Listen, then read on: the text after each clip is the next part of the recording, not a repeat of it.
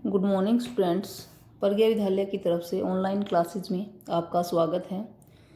Students, आज हम 8th class का सामाजिक विज्ञान का जो बुक हम कर रहे हैं, सामाजिक राजनीतिक जीवन, उसका लेसन फर्स्ट भारतीय संविधान, इसका आगे का भाग करेंगे। लेक्चर नंबर है वो हमारा 16 रहेगा। इससे पहले भी लेक्चर नंबर 14 और लेक्चर नंबर 15 में हम भारतीय संविधान है उसको डिस्कस कर चुके हैं। देखिए कि 20वीं सदी तक आते आते भारतीय राष्ट्रीय आंदोलन कई दशक पुराना हो चुका था। स्वतंत्रता संघर्ष के दौरान राष्ट्रवादियों ने इस बात पर काफी विचार किया था कि स्वतंत्र भारत में किस तरह का संविधान है वो होना चाहिए, स्वतंत्र भारत है वो किस तरह का होना चाहिए। ब्रिटिश शासन के अंतर्गत उन्हें जिन नियमों को मानना पड़ता था वे उन्होंने खुद नहीं बनाए थे। ब्रिटिश शासन यानी कि जब भारत गुलाम था तो भारतीयों को ब्रिटिश सरकार द्वारा बनाए गए नियमों का पालन करना पड़ता था। वो किसने नहीं बनाए थे? वो भारतीयों ने नहीं बनाए थे। अब भारतीय राष्ट्रीय आंदोलन भी जोर पकड़ चुका था और स्वतंत्रता के लिए इस बात पर विचार किया जा रहा था कि जो भारत है उसके लिए किस तरह के नियम बनाए जाएं, किस तरह का संविधान बनाया जाए। औपनिवेशिक राज्य के लंबे अत्याचारी शासन ने भारतीयों के सामने इतना जरूर स्पष्ट कर दिया था कि स्वतंत्र भारत को एक लोकतांत्रिक देश होना चाहिए, क्योंकि लंबे समय तक जो भारत है ब्रिटिश सरकार के अधीन रहा था, तो इसलिए लंबे अत्याचारी शासन ने भारतीयों को ये बात स्पष्ट कर दी थी कि जो भारत है वो एक स्वतंत्र लोकतांत्रिक देश होना चाहिए, यानी कि उसमें इस तरह के नियम नहीं होने चाहिए कि फिर से जो अत्याचार है उसका सामना किया जाए।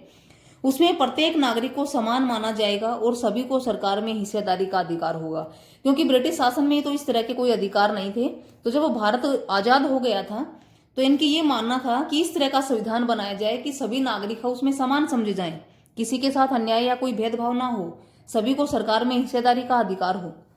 इसके बाद यह तय करना था कि भारत में लोकतांत्रिक सरकार का गठन कैसे किया जाए और उसके कामकाज के नियम है वो क्या हों। यानी कि ये सारी बातें कि लोकतांत्रिक सरकार कैसी बनाई जाए, संविधान कैसे बनाया जाए, किसके आधार पर, कामकाज के नियम हो वो क्या हों सरकार के। अब यह काम किसी एक आदमी के वश का नहीं था। यानी कि इस तरह की जो बातें, संविधान तैयार करना, लोकतांत्रिक सरकार का गठन करना, नियमों को, कानूनों को प्रतिबद्ध करना, तो ये किसी एक व्यक्ति के, एक आदमी के वश की बात नहीं थी। इसमें लगभग 300 लोगों ने योगदान दिया था। यानी कि 300 लोगों ने, कि संविधान सभा को जिन लोगों ने बनाया था, तो संविधान सभा में कितने लोग थे? 300 लोग थे। ये सभी 1946 में गठित की गई संविधान सभा के सदस्य थे। अब संविधान सभा कब गठित की गई थी? 1946 में।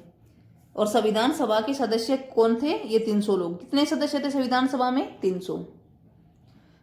भावी संविधान के निर्माण के लिए अगले 3 साल तक संविधान सभा की बैठकें हैं वो होती रही। भावी संविधान यानी कि बैठकें हो रही थी। 1940 में एक सभा गठित की गई थी, लगातार सभाएं हो रही थी, इसी के लिए संविधान पे बातें हो रही थी, संविधान निर्माण पे, आने वाले संविधान के लिए।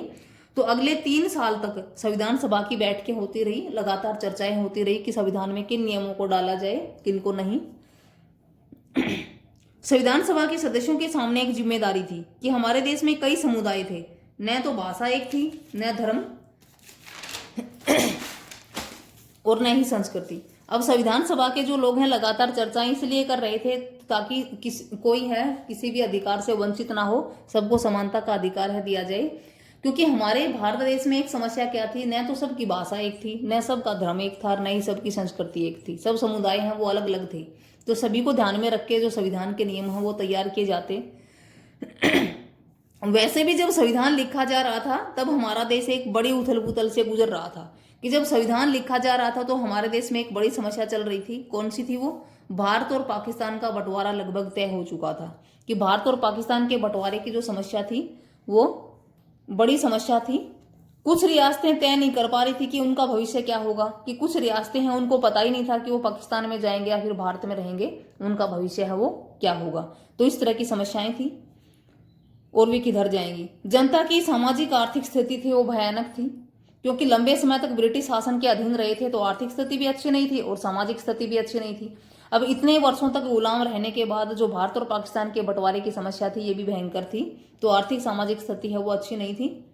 संविधान सभा के सदस्यों के सामने ये सारे मुद्दे थे। अब संविधान सभा के लोगों को ये सारी बातें भी ध्यान में रखनी थी कि भारत और पाकिस्तान का विभाजन हो रहा है, न भाषा के आधार पर एक है, न धर्म के आधार पर एक है, न संस्कृति के आधार पर एक है, सामाजिक संस्कृति अच्छी नहीं है। तो ये सारे मुद्दे उनके सामने थे, लेकिन उन्होंने अपने इस ऐतिहासिक दायित्व को बड़ी समझदारी से पूरा किया। कि संविधान सभा के जो 300 लोग थे, उन्होंने सब बातों को ध्यान में रखते हुए अपना जो दायित्व है उसको निभाया और देश को एक कल्पनाशील दस्तावेज दिया। कल्पनाशील दस्तावेज एक इनके संविधान को अच्छा संविधान तैयार करके दिया, जिसकी हम कल्पना भी नहीं कर सकते, जिससे राष्ट्रीय एकता को बनाए रखते हुए विविधता के प्रति गहरा सम्मान दिखाई देता है। यानी कि इसमें वो सारे नियम हैं जो ना तो राष्ट्रीय एकता जिससे हमारी भंग होती है और विविधताओं को भी ध्यान में रखा गया है। उन्होंने जो दस्तावेज तैयार किया उसमें सामाजिक आर्थिक सुधारों के जरिए गरीबी उन्मूलन होता है हटाना, गरीबी को हटाना, और जनप्रतिनिधियों के चयन में जनता की महत्वपूर्ण भूमिका पर काफी जोर दिया है। कि संविधान में सामाजिक आर्थिक सुधारों के बारे में भी कुछ नियम है, गरीबी उन्मूलन गरीबी हटाने के बारे में भी, जनप्रतिनिधियों के चयन में भी इस तरह की सारी जो महत्वपूर्ण भूमिकाएं हैं उन पर भी जोर दिया गया। और इस संविधान को बनने में 2 वर्ष 11 महीने 18 दिन का समय लगा। और जो संविधान सभा के 300 लोगों थे, उन्होंने 2 वर्ष 11 महीने 18 दिन में जो एक अच्छा दस्तावेज तैयार करके हमें दिया, जिसकी हमें कल्पना भी नहीं थी। फिर भारतीय संविधान में कुछ मुख्य लक्षणों और आयामों का भी वर्णन किया गया। अब इसी के साथ साथ इन्होंने भारतीय संविधान के कुछ मुख्य लक्षण भी थे इसमें। ये लक्षण कौन कौन से थे? संघवाद, शक्तियों का बंटवारा, धर्मनिरपेक्षता, संसदीय शासन प्रणाली और मौलिक अधिकार। कुछ मौलिक कर्तव्य भी दिए गए थे।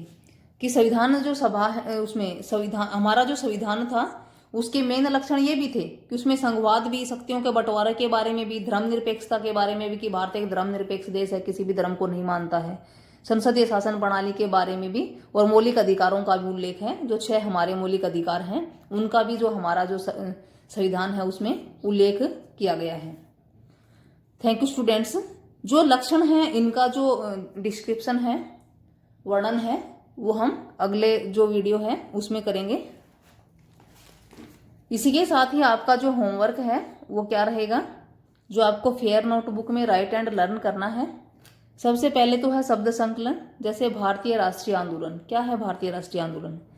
कि भारतीय राष्ट्रीय आंदोलन का उदय 19वीं सदी में हुआ था। इस आंदोलन में हजारों मर्द औरत ब्रिटिश शासन से लोहा लेने के लिए एकजुट हो गए थे। लोहा लेने के लिए, ब्रिटिश शासन का सामना करने के लिए, लोहा लेना, सामना करना।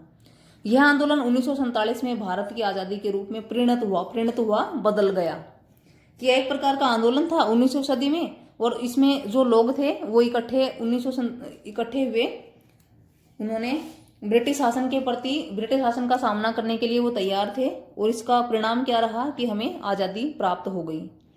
संविधान सभा का गठन है कब हुआ? 1940 में। संविधान सभा में सदस्यों की संख्या कितनी थी? 300। संविधान को बनने में कितना समय लगा? 2 वर्ष 11 महीने 18 दिन। और संविधान सभा के सदस्यों के सामने कौन कौन सी समस्याएं थी, क्या क्या थी? कि देश में कई समुदाय थे जिनकी न एक भाषा थी, न एक धर्म, न एक संस्कृति, ये समस्या थी। भारत और पाकिस्तान के बंटवारे की समस्या थी। जनता की सामाजिक आर्थिक स्थिति है वो अच्छी नहीं थी, और कुछ रियासतें तय नहीं कर पा रही थी कि उनका भविष्य है वो क्या होगा। तो ये 4 क्वेश्चंस और यही शब्द संकलन, ये आपको अपनी फेयर नोटबुक में राइट भी करना है और अच्छे से इसको लर्न भी करना है। Thank you students.